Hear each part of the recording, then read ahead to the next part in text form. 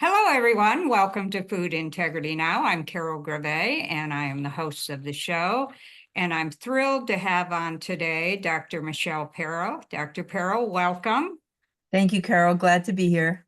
Well, I'm just can't wait to learn from you. You always teach me so much, and we're going to have some interesting topics today. But before we get started, I'd like you all to know a little bit more about Dr. Perro, so I'm going to read her bio. My guest today is Dr. Michelle Perro. Dr. Perro is a medical doctor and a homeopath. She is a veteran clinician with over 4 decades of experience in both pediatrics as well as integrative medicine, treating both children and their families. Her career began in pediatric emergency medicine, winding its way into integrative medicine over the past 25 years. She has been a director of the UCSF Benioff Oakland Children's Hospital Emergency Department. Dr. Perro has been a tireless advocate regarding the role of genetically modified food and their associated pesticide, centered on their effect on children's health. Dr. Perro has lectured nationally and internationally on the state of our children's health and produced the first Children's Environmental Health Bill of Rights. She is the co-author of the highly acclaimed book, What's Making Our Children Sick, my personal favorite. And she is also the CEO, co-founder of the website gmoscience.org, which focused on food as medicine and the regeneration education movement. Her next book, Making Our Children Well, is scheduled to be released in 2025. Again, Dr. Perro, so great to have you on. Carol, always a pleasure to chat with you. Thank you for having me. Oh, you're welcome. So I've interviewed you a couple of other times. I interviewed you about this great book back in 2017, Oh, and I met you prior to that. I think at the Heirloom Expo is where we met. yes. You were with Jeffrey Smith and the Oh, whole gosh, yes. gang back in the day. We did a panel, and I think Yeah, Zen might yeah, have yeah. been We did there. it. We had a great, I loved that expo. I do too, and I'm going again this year. I haven't missed it since it started up. But anyway, so I interviewed you then, and I also interviewed you not only on panels, but fairly recently about some of the infant formula testing that GMO Science and Moms Across America did, which we're going to talk a little bit about today. And but you can find those interviews for our listeners on Food Integrity Now. But before we get started with talking about the major topic today, which is going to be homeopathy and how we got to where we are today in medicine, I'd like you to just share a little bit about the results of the infant baby formula testing that was conducted, 2 months ago or so? Yes. Thank you. So I must give, credit to where credit is due. And it was Zen Honeycutt and Moms Across America that inspired me to do the research, and we did it as a group. There was when I read their school lunch study that was published in October 2022. And I saw that 100% of school lunches, American school lunches, contained toxic metals. And I found that shocking. I knew they were bad, but I didn't know they were bad. These metals, these toxic metals, are really bad for children's health, and we can go into that in a bit. So I coupled that with another book I've known about since approximately 2017 by a gal named Dr. Renee Joy Dufault. And she's an FDA whistleblower, scientist for the FDA for decades, who wrote Unsafe at Any Meal, disclosing that there was undeclared mercury in the processing of high fructose corn syrup. Now, when I saw those two facts, I said, wait a minute. The main ingredient in many infant formulas, which is a ultra-processed food, is high fructose corn syrup. I said, do they have undeclared mercury? I was worried about mercury. So I began this study. I said, I need to look at infant formula because I went and did a deep dive. I found 3 studies on infant formula, one from Turkey, one from Egypt, one from Healthy Babies, Bright Future, And then I later learned the FDA looked at 4 formulas, but there wasn't a lot of robust data on toxic metals in formula. So coupled with the new MDs, moms, doctors, and scientists, Dr. Stephanie Seneff, myself, and Moms Across America, we studied 40 formulas, 2 of each type of 20 powders. We did a very careful, scientifically based study to eliminate bias. And we tried to pick the formulas that did contain high fructose corn syrup, organic and conventional, American and international, and where parents would find them. Target, Amazon, Walmart, Costco, places where people buy formula. Of course, breast is best. I couldn't say that enough. But for those moms who cannot, who supplement with formula, babies are adopted, all kinds of situations, we often revert to formula. The FDA 100% discourages people making their own formula. I've reverted my opinion about that, and I've been telling people to make their own once I saw the results of the study. So that is the history of how this all happened. It was a natural study for me. I am a pediatrician, and I've talked more about feeding babies than just about anything you can possibly talk about with the new mom and dad is how to feed that baby. We can talk about other alternatives to formula, which are not many when moms cannot breastfeed. We can discuss that. And then hence I started the study. Mazen and myself and Stephanie Seneff, we did the deep dive into formulas. Wow.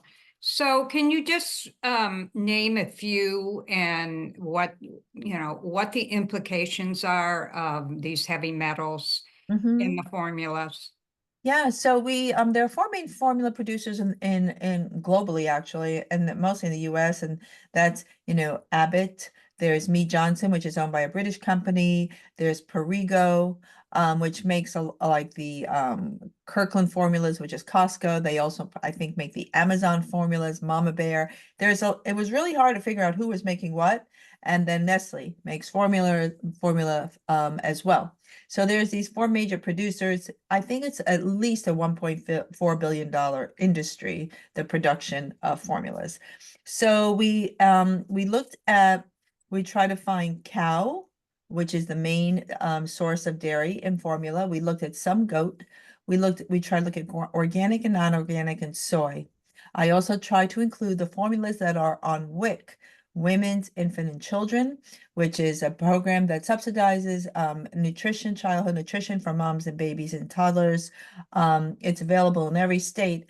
And formula companies bid for the contracts. They're 4-year contracts in different formulas. So there may be, I think the leading number of states is bid by Abbott, and they produce Similac.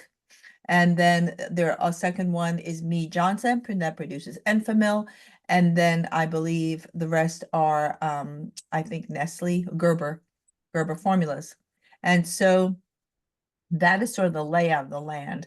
And so we proceeded to study these formulas. We looked at 5 toxic metals. I say toxic and not heavy because by weight, aluminum is not heavy. It's a toxic metal, but not heavy because heavy is just a weight classification. Metals are minerals. Some are beneficial, zinc, copper, calcium, magnesium, etc. And some are toxic. And the ones that are toxic that we studied were aluminum, arsenic, cadmium, lead, and mercury. Now, they have different levels of toxicity, with mercury being the most toxic, then lead, then probably cadmium, then arsenic, if we're going to categorize them, and then aluminum. However, I found perhaps 2 studies looking at the effects of cumulative effects of synergistic actions between these metals, meaning when you have more than one metal, and some of the formulas we studied had 5, the Enfamil soy formula for babies who can't tolerate dairy are often switched to soy. It's called Nutramigen or Prosobi. There are different ones. They tested the worst, the soy-based formulas, and I can share why that was. So we looked at these 5 metals. And what I found was 100% disturbing because 100% of them contained aluminum in parts per million to the 1,000 magnifold higher than the other metals like lead, which are in parts per billion. So the aluminum was extraordinarily high, both in conventional and organic formulas, which was also shocking to me. Organic did not necessarily test better than conventional. Now, Wow. they may not have pesticides, but they were equally contaminated with these heavy metals. There was one goat formula from Australia called Bubs. It had 41,000 parts per a billion or 41 parts per million. You have to be careful of these, what a measurement you're talking about of the formula. And I thought, what? A lot of people think goat is better and switch to goat instead of cow dairy being less what we call antigenic or allergy producing. Was So the goat milk organic? one wasn't, one was Bubs, and both were high in toxic metals. Okay. And another organic formula was high in lead. So I thought, huh. So 100% had aluminum and lead of the formulas, all of them. So they had two toxic metals. And I could not find any data which showed the cumulative or synergistic effects of having aluminum and lead. There should be zero lead. Lead is a neurotoxin. Aluminum is a neurotoxin. And babies have underdeveloped detoxification pathways, and they cannot handle these metals. And the other thing people may not know is that babies normally have a leaky gut. They are born with leaky gut for physiologic reasons until it seals off. And one of the things that helps close the leaky gut in babies is colostrum. So babies that are not breastfed don't receive colostrum. Colostrum is that first milk that mom produces that helps heal the baby's gut, seals it off. So it will happen eventually, even in non-breastfed babies. But I'm thinking this could be an easy fix, adding colostrum to some of these formulas until I wrote an article recently until we get the lead out. You Oh, know, God. Yeah. I know. Well, Led Zeppelin nailed that name, but I couldn't help, tagging onto Led Zeppelin. But so that is what we found. And we found 100% aluminum lead. We found 50%, 57% mercury, 55% cadmium, about arsenic, about 35% cadmium. I think that's right. I have to go relook at those numbers, but they were all contaminated. And there were 5 of them that had all 5 metals. Now, you could have way more toxic metals. We stopped at 5 because of cost. We fundraised for this project. We garnered the funds to do this research. We're all nonprofit organizations. And so that is all we could test. There are about 50 infant formulas that I was literally counting on the market, and Wow. we could test 20 of them, and we wanted to get 2 samples of each. We found some of the samples were close and some were not. Like it varied. It wasn't like if you got this Enfamil formula, 2 samples that they were very close. Some of the numbers were very disparate. That had to do with sourcing then. The milks are apparently, and I didn't do tracing on where the formulas come from. That was impossible to figure out. And Yeah. the companies don't reveal, but they pull their milks from all over the country to Okay. make these formulas. So to do tracing, it would be possible. These companies can do tracing to see the sources. And we can talk about where we think these heavy metals are coming from, the toxic metals. But it was really hard for me to figure out where Perrigo was sourcing their milk or Me Johnson, and how to figure out who was producing what. It's kind of messy. And also the companies do not produce the results of their own testing. The FDA requires them to do testing, but they don't test, the companies test, but there's nowhere on the company's websites could I find reports of toxic metal testing. I looked. So how do we know they're doing it? We don't. Okay. Well, that's kind of like the fox guarding the hen house. It's the And same thing. the only other really disturbing thing is when I started looking at to see what the FDA knew, because the FDA protects us from this type of thing when they do their job. And since 1962 or 3, they've been doing something called the Total Diet Study, because they were looking for radioactive material. Mhm. And They produce it every few years. The last one was published in 2022. You can find it on the FDA website. And they look at 910 foods for nutrients, minerals, as well as toxic materials. And they didn't test for aluminum, but they tested for toxic metals and radioactivity. They looked at 4 infant formulas. I think 2 were cow, 2 were soy. And they didn't say the company or where they came from. 2 of them had heavy metals and 2 had uranium. But then nothing else was done. There was no actionable item that I can see that was done based on the fact that they found uranium, a radioactive material, not to mention the heavy metals, in the infant formula. That is the only food available for the first 6 months of life for babies. It's not like you can give a baby another choice unless you make your own. So uranium, that to me, what comes to mind is could that be coming from the water? And well, I think of uranium, I think of Fukushima, and See? that is just It could crazy. be depending on what states they're coming from. States Yeah, were radioactively tested, whether it's New Mexico or Utah, Nevada have high uranium levels. yeah, Like where are we sourcing this milk? yeah, What it, I think those were the radioactive testing states, as I recall. yeah. Well, Um, testing is key, and it's just crazy that these companies don't really have to disclose. And so this is to me an assault on babies. The fact that we have this information, we know the information. So our group did go to the FDA. We met with the FDA and Glyphosate Facts, Kelly Rice and myself, some lobbyists and Zen, and I apologize, I don't remember the lobbyist's name, met with the FDA. And the FDA took our data and they went to Congress. And there, I think Amy Klobuchar from Minnesota is trying to pass the Baby Food Safety Act. But Yes, while they're trying to produce this while they're trying to produce this Baby Food Safety Act, they are intentionally watering down the bill and trying to exclude infant formula, which is what they did in California with the passage of a baby food safety bill here in our state. I think it's AB 899. I think that's the bill number. And providing safe baby food from toxic metals, but they excluded infant formula, the most important baby food, in my opinion, yeah. because The toddler first food food. is the first baby food.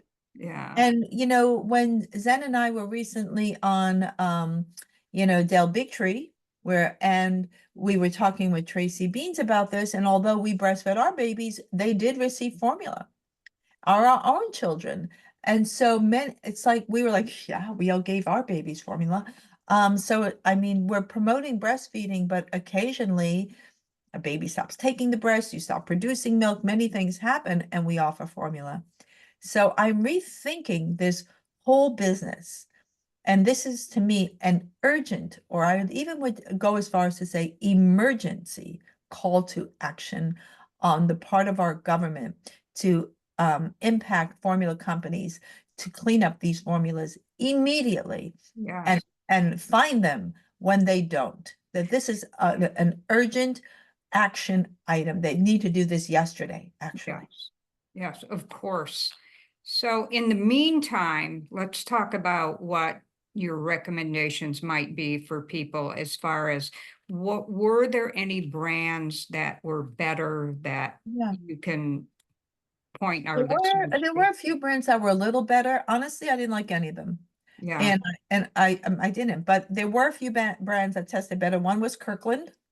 Their Pro Care, I think they call it. And if they went organic, that would even be better because I believe Costco, that's a Costco brand, is the #1 buyer of organics here in the US. yeah, they are. So that was one. Um, there was another one, Earth's Best Organic, tested quite well, except that they use hexane to extract some of the oils, which I don't like. So there was no like perfect blend. I think one of the Similacs was good. Some were not good. I think some like Gentle Care was good. And Hole, which is a Dutch one, was okay.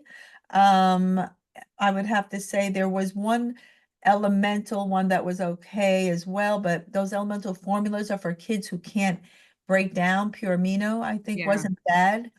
But the formula, Enfamil soy formulas tested horribly. I thought, oh my God. And we, by the way, we had Dr. Renee Joy Dufault look at our data, and she said from her analysis, and I thanked her extensively for looking at our stuff. She's a hardcore scientist, and she said these contaminants are coming from the vegetable oils and the seed oils in the formula. wow, wow. That's where she thought they You were know, coming from. I just think that, our understanding of seed oils over the last 10 years, our knowledge has greatly increased, and we just need to eliminate these seed oils. I mean, a lot of these products contain soy, and if it's soy, it's GMO and pesticides. We didn't look at, there are studies looking at glyphosate in formulas. It's there. We did not do that in this study, but I think Zen has done it before and shown glyphosate before. There are formula studies looking at Well, pesticides. I'm on the board of Moms Across America, and we tested breast milk, and Yes. we, Now, breast milk, people ask me, what about heavy metals in breast milk? Yes, there are toxic metals in breast milk if mom is contaminated, but way less. And there is some and I'm data talking on that. about glyphosate. We tested for Yes. glyphosate. We did not test for heavy metals at that Yeah, point. but there's some data on that, but it's less. Yeah, yeah.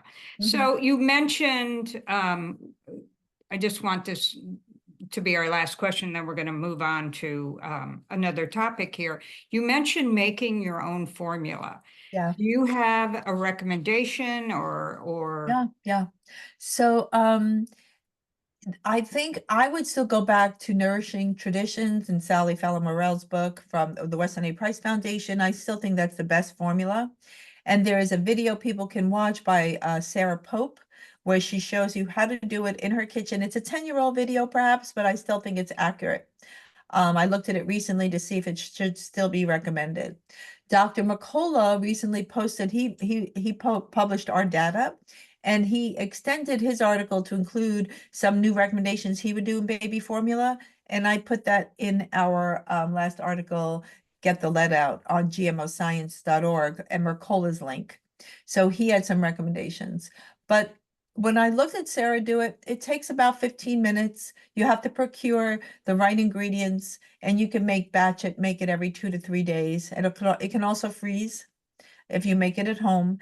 And at least you know the sourcing of your ingredients. right, Okay, which is key. which is key. And I don't, if I had an infant now, I am not so sure I would give them that infant formula. I think now it's easy for me to say, or if I had a grandchild, which I don't right now, we just have cats. I would probably make the darn formula myself, Yeah, knowing what I know now. But it has to be the right parent to do it, yeah, because everything has to be clean and you have to use really organic sourced ingredients. But now from what I'm seeing in infant formula, they're not doing their job. Giving your baby 41,000 parts per billion of aluminum, I don't think so. no, That's not going to work. Remember, these heavy metals are linked to autism. And I would go as far as say cause autism. There's lots of data on aluminum, mercury, and causing autism. And here in our great state of California, the rate is now 1 in 20 kids is now on the autism spectrum. where do you think the high aluminum is coming from? I think it's several places for aluminum. Number one, I think it's from the soil. I think it's in pesticides. I think it's in the packaging they use inside the cans when you buy the powder. And I also believe they're dropping aluminum on us from geoengineering. Yeah, I do too. So I think it's a multi-source for the aluminum, because those numbers are too high. And they were equally high in Australia. So but the Bubs formula, I believe it's Australian, had the highest, 41,000 parts per billion. Well, we know that geoengineering is happening all over the world, not just here. So that makes sense. Not that it's, the only thing, but it certainly seems like it's a contributing factor. I mean, the aluminum levels in Mount Shasta, one of our peaks here in California, off the charts, and people are really showing up aluminum toxic right now. Yeah. And if people want to learn more about geoengineering, look up Dane Wigington. His Mhm. site is geoengineeringwatch.org, I think. Yes, excellent. Yeah, excellent. And You know, this is not some conspiracy theory. It's backed by data, and just check it out to learn more. Okay, so you mentioned the new MDs, which I love that podcast. And it's with Zen Honeycutt, as you mentioned, who's the mom of Moms Across America, and Dr. Michelle Perro, and also Stephanie Seneff, who is a senior scientist at MIT, brilliant lady.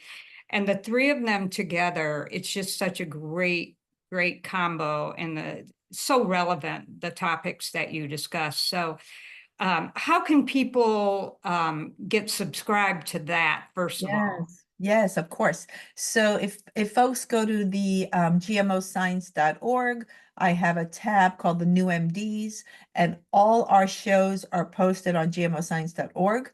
We put them up on, we record on, and it's live. We do a live recording on YouTube, Rumble, Facebook, which often may take us down. And we're trying to do Twitter also, but those are the main ones. So you can find us on YouTube and Rumble, and Facebook when we're not taken down if we say things they don't like. And so that's where we are, but they're definitely up on the website.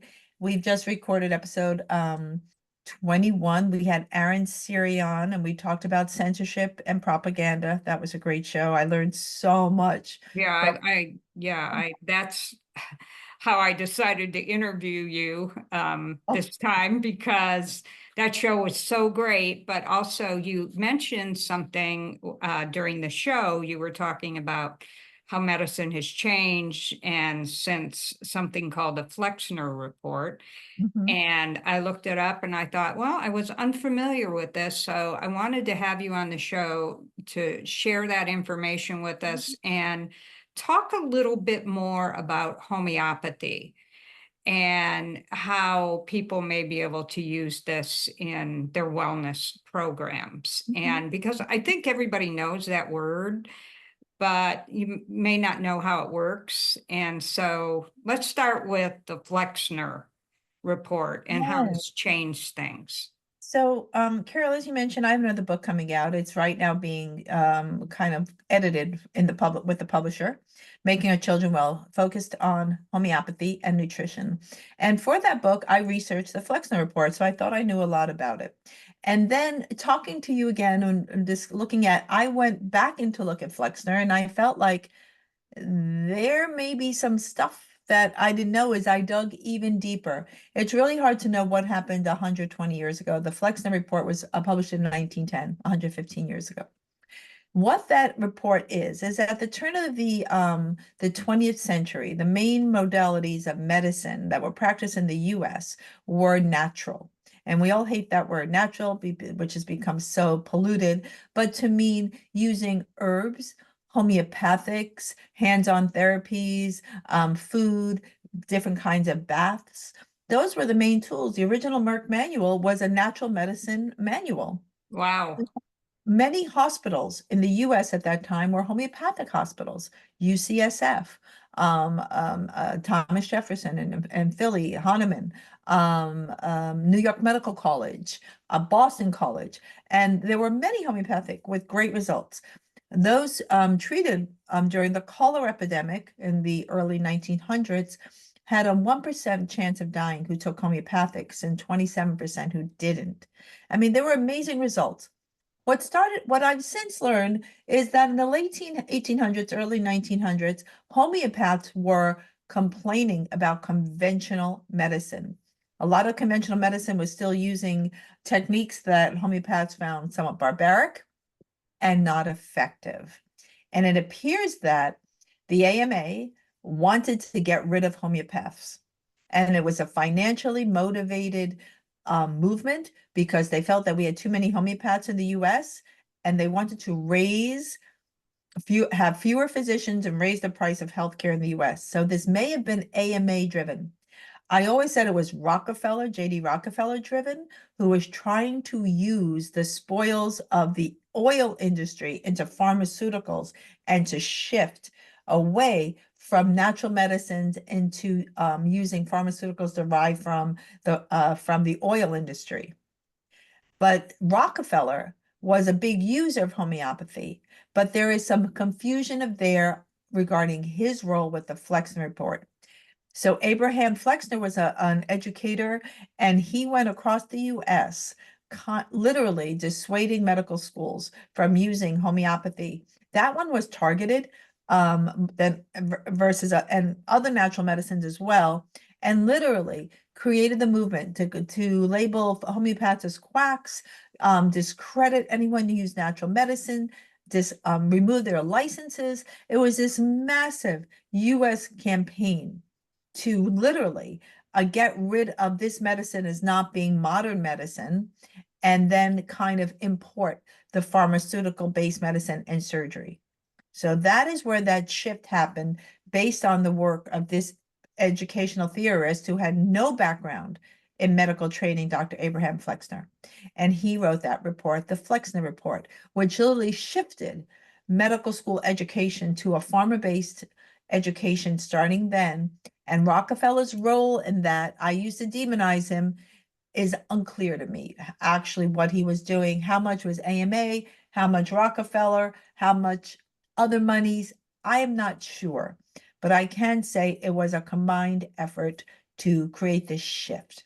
I'm wondering if Rockefeller was in bed with the AMA, or there was some collusion there. That's what I always thought. And then, but when you read his history, he was a staunch user of homeopathy and his family. And he was apparently a sickly kid. He lived to 98 based on homeopathics. And Wow, I never knew that. That's interesting. he had a family homeopath, and gosh, it was a woman homeopath, and I forgot her name.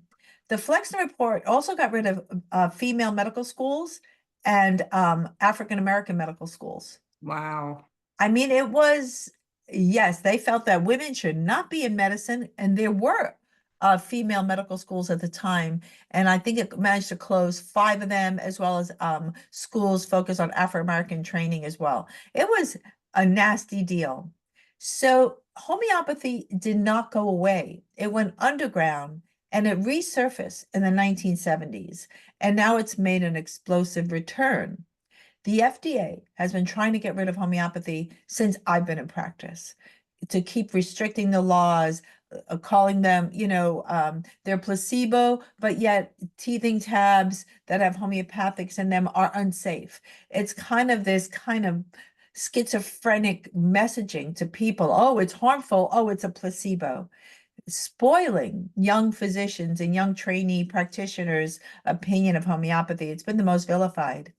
And of late, people need to be aware that the FDA, as of maybe perhaps 6 months ago, disallowed the use of homeopathic eye drops. They're gone. And well, you can still get them, in India and what have you, but boy, and you say, why is that? They targeted homeopathic eye drops. Now I can tell you, many people now are developing cataracts from being on their devices all day, blue lights. They're not using blue light blockers. They don't have blue light filters on their glasses like I do.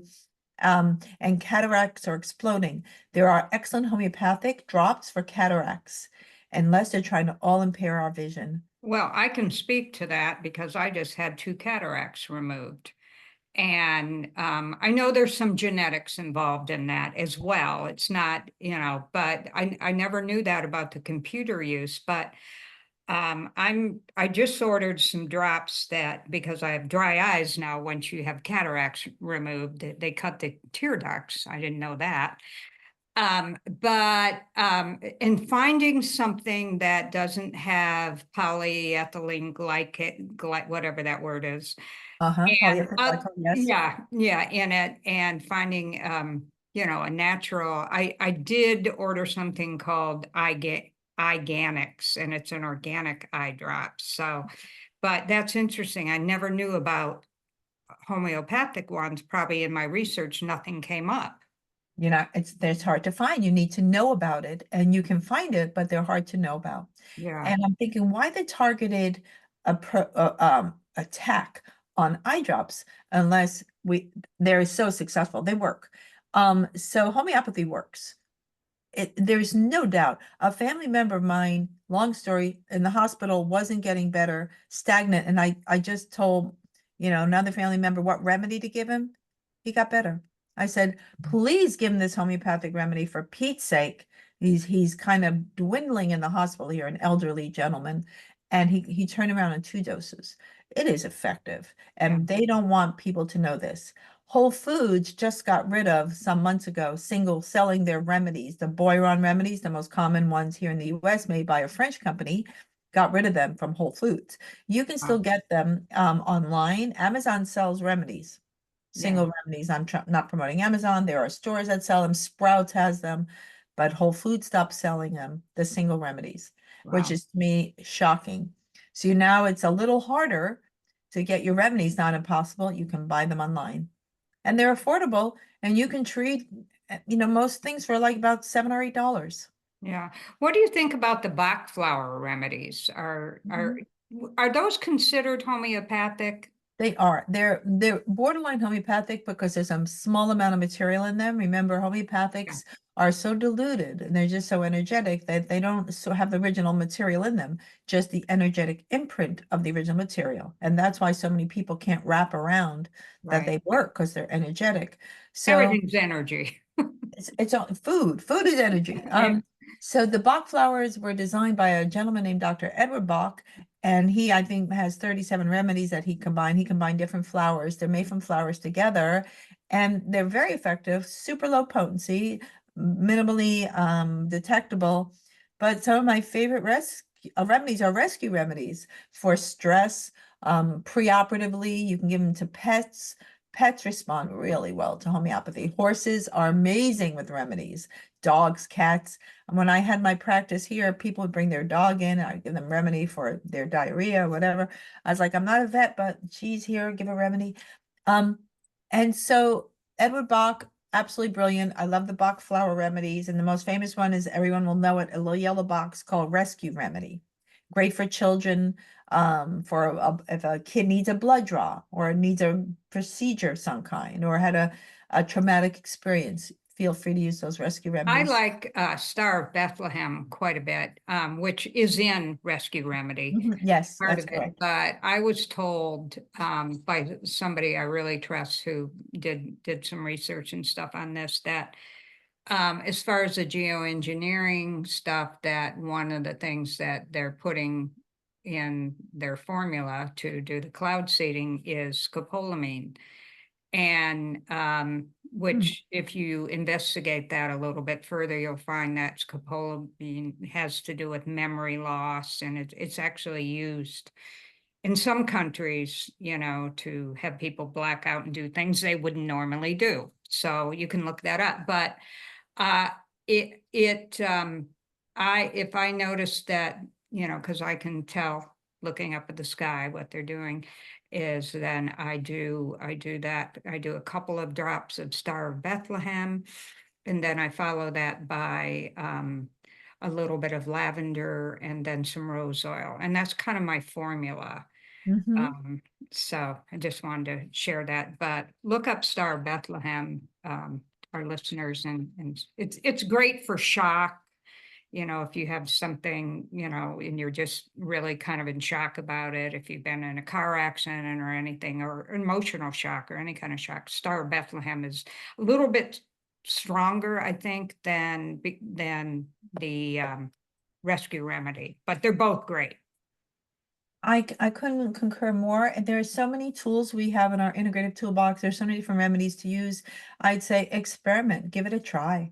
Right, And right, try them and remedies will work or they won't. If right. they if it's you if you choose the wrong remedy, nothing will happen. Right, right. So There's you no chose, downside. there's no downside. You chose Star of Bethlehem, it wasn't right. Done. So you shift a couple of doses. What I tell people, give about 4 doses. You don't see a shift that you're trying to obtain, then you've selected the wrong remedy. If you see a partial improvement, that means the remedy you've chosen is close, but not spot on. So Yeah. you're in the right ballpark, but not exactly right. So you can make a subtle shift. So I wrote about that in the book on how people like how the different principles of homeopathy that you have to study and learn because we're not taught this. right, And so parents need to learn this because there are issues in conventional and mainstream medicine. And if we're going to have parents care more for their own families, you have to give them some tools to use. Just to tell people, okay, you're out there, figure it out. We inherited knowledge from our grandparents and great-grandparents, but that knowledge is not lost, but we have to resurrect it. right, right. And I always encourage people on food integrity now. We talk about different tools and remedies and stuff, but I say, don't take my word for it. Do your own research. Try things. I mean, because it's not a one size fits all. Absolutely not. Everybody is different, even with food.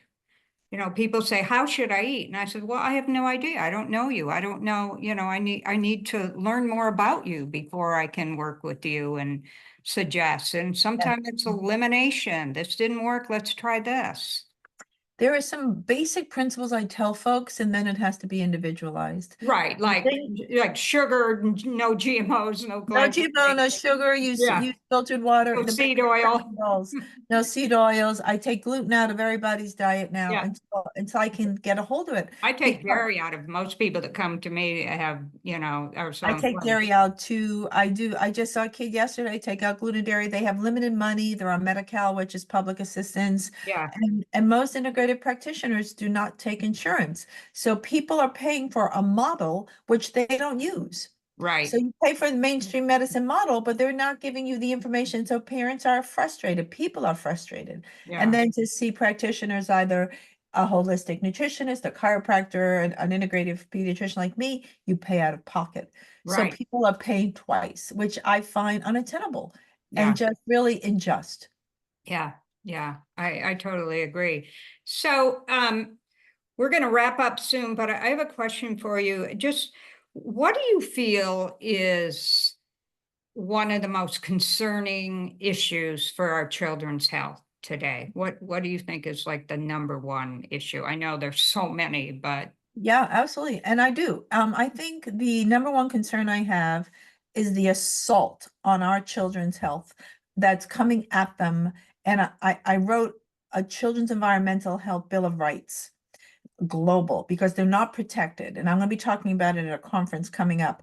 And I wrote this during COVID because I was so shocked by the lack of information outside of a vaccine narrative to help parents and individuals maintain, regain, sustain their health. yeah, So I think environmental toxicants are the number one thing that are affecting our children. And I always start with food. Our food is contaminated. Um, it's been manipulated in a way that affects every aspect of our physiology and biology via the introduction of GMOs, which everybody's eating, which then affects the microbiome and then alters our microbes in our gut via gene swapping. And so we ourselves now are genetically modified by the food we eat with unknown consequences based on the arrogance of the genetic engineers who think that you can just swap out genes and then and not understand the fallout on health. the And off-target mutations, and there's so much. there's so much. So I would have to say start with food. And the rising usage of pesticides due to weed resistance and more toxic pesticides, whether they're herbicides or insecticides, they're all toxic. Fungicides have created a tsunami of health issue. That and also neurocognitive decline of our children, whether it's autism, ADHD, a neurosensory processing, language defects. This is an all-out assault on our most vulnerable. So if I say if anyone can do anything is protect their children, and it must start with the parents, whoever is raising that child. The system is not going to protect kids, government, education, medical. It starts with the family. So to not disrupt the family unit, whatever that family looks like, two moms, two dads, grandparents, uncles, Yeah. aunts, whatever that family unit may be. I support all comers in the family dog, everyone included. Create community, protect our children, and start with what they're eating, beginning at birth. And that hence brings us back full circle to our infant formula conversation, Carol. Yeah. Well, I know one of my concerns, other than the food with the assault on our children's health is AI. There are so many children that are just growing up thinking this is all normal to, be staring at your phone all day, and with the amount of AI that is just increasing over time, I think that this is going to be somewhat of a control issue with the human So brain. So this, we can have another talk about this, but just, parents are responsible for that. I was at a cooking class and parents behind me brought their 2-year-old, and this little boy, he clearly was spectrumy to me on the autism spectrum. Just looking at him, was on the phone, the parents' phone, the entire 2-hour time and never looked up. And his neck was forward. They're developing text neck now. That's what we call it. Yeah, There is an actual ICD-10 code for text neck in kids. And so parents, have we lost the capacity to entertain our children with coloring books, other toys? And then, or you cannot attend these things if your kid is really little. Sorry, parents, or you must get a babysitter, or only one parent attends. But to use these devices as babysitting devices is 100% unacceptable. Parents, we have to do better. yeah. A crayons and coloring book and paper can go a long way. And so, there are, look it up. Research what other toys are available, and they're low cost. You can get a coloring book and crayons for $1. I mean, I've seen it in Do those our six. kids even know what those are anymore? And I'd say let kids do tactile manual skills, Yeah, because if you start those devices too early, it distorts their reality on what's real out here and what's real and what they're seeing. yeah. I Well, don't the think brain doesn't recognize what's real and what's not. It just takes in the information. So correct. this is a real concern of mine. And maybe all our listeners don't have children, but maybe you have grandchildren, people that have children. Yes, absolutely. Just, share this message, talk to people about this. This is how we get the word out. So please do not give the kids your phone to entertain them, Yeah, to give you a break. If you need a break, get a break. I support parental respite. Raising children, especially now with kids with so many of chronic diseases and they're not sleeping and they're not eating. Oh, I get it. So arrange in your own community to get a parental rest. And I support people taking time out from raising children right. 100%, but please do not use your devices. Seek alternatives. Yeah, that's great advice. So thank you so much. So Dr. Perro, how can people learn more about your work? Just Thank leave you. our listeners with this. Yes, thank you. Please go to gmoscience.org, support the work we're doing, the new MDs, our research. We have more research coming out in the fall. It's going to be a bang. Oh, it's big. That's a teaser. Um, and read the first book, What's Making Our Children Sick. Pick up the second one next year. I think it's going to be called Making Our Children Well. We're debating the title. I don't know if that's hard and fast. And on my website, I have a parental section with some videos, articles, information up there. Um, and then please watch our new MDs. It's Subscribe and it's really fantastic. It's just, I love the title, the new MDs. It's just great. So, thank you. so thank you for being a guest today. And you always have such great information. You're so knowledgeable. I appreciate all your hard work, and I look forward to your new book coming out, and I can't wait to talk to you about that one. And in the meantime, I'll be watching you on the new MDs. Thank you, Carol. Thanks, Delightful, everybody. delightful to be here. Thanks, everybody, for listening.